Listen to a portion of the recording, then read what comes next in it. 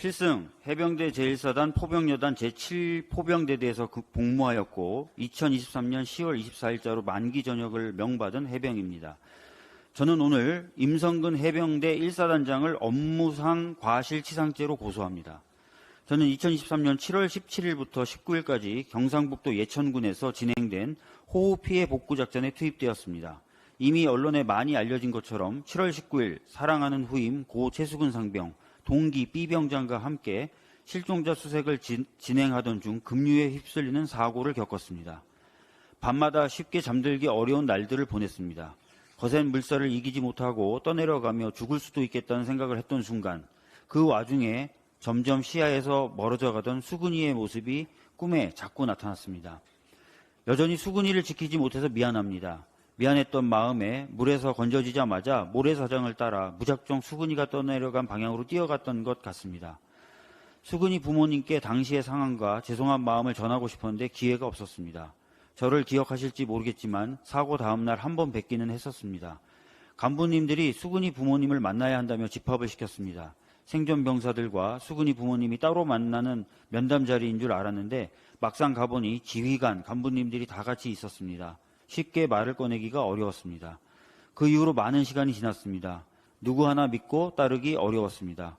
연결식 날엔 홍보 사진을 찍으러 온 건지 친목 모임에 온 건지 조문을 온 건지 구분하기 어려웠던 정치인들을 보았습니다.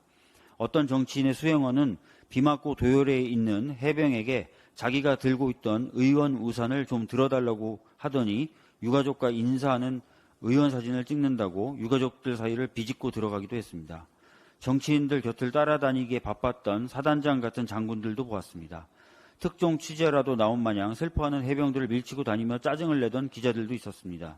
사고를 겪은 해병들을 위로한다고 찾아왔던 사령관님은 안타까운 일이었지만 다시 정상적으로 임무 수행을 해야 한다는 말을 했고 사단장님은 사고 이후로 단 한 번도 우리를 찾아오지 않았습니다.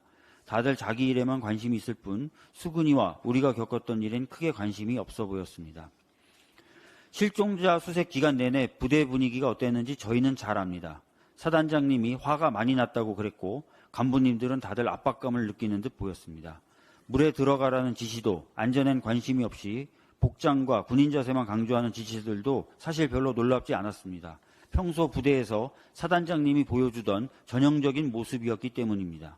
물속에서 실종자를 찾을 수 없는 상황이라는 걸 다들 알고 있었지만 위에서 시키니까 어쩔 수 없이 들어갔습니다. 수색이 보여주기 식이라는 걸 모르는 사람은 없었습니다. 이러다 사고 나면 어쩌지라는 생각을 하는 사람들이 이미 많았습니다. 그러다 결국 사고가 났습니다. 수근이 연결식 이후 대대장님이 보직 해임되었습니다. 자신이 책임져야 할 일은 책임질 것이라고 약속하며 저희들을 챙겨주던 중대장님도 얼마 전 다른 분으로 교체되었습니다. 이건 아닌 것 같았습니다. 꼬리 자르기라는 생각이 들었기 때문입니다. 화가 났습니다. 하지만 병사인 저는 할 수 있는 일이 없었습니다. 힘들었지만 군 병원이나 부대에서 하는 상담을 받고 싶진 않았습니다. 제가 상담하거나 진료본 내용이 사단장에게 보고될 것 같았습니다. 어떻게든 책임을 피하려는 사단장님의 입김이 닿는 곳에다 제가 겪은 일을 믿고 말할 수는 없었습니다.